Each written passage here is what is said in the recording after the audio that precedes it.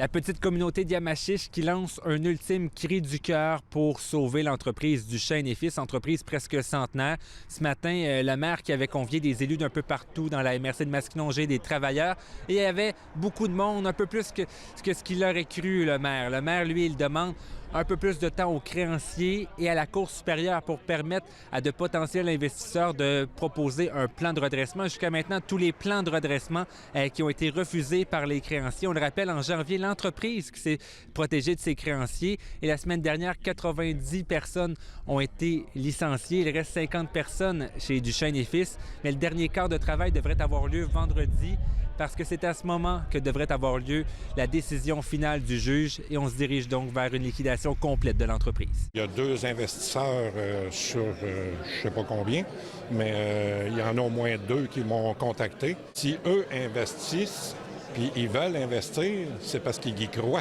Je peux vous confirmer d'ailleurs dans des investisseurs qu'il y a certains membres de la famille Duchesne. J'aimerais que l'argent parfois nous retourne chez nous. Alors moi, j'espère que Duchesne et Fils va survivre. Et puis on est ici, écoutez, nous les maires de MRC, on est là pour ça, pour soutenir. Vous savez, il y a quand même 15 familles chez nous de Louisville qui travaillent là.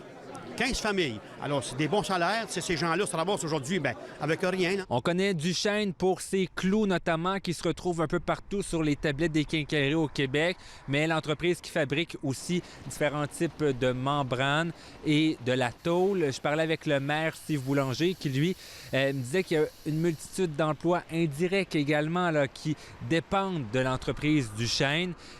Il dit même avoir des craintes pour le dépanneur du village. C'est aussi l'un des plus importants payeurs de taxes de la municipalité d'Yamachiche. Ça représente beaucoup pour l'économie locale, puis c'est québécois.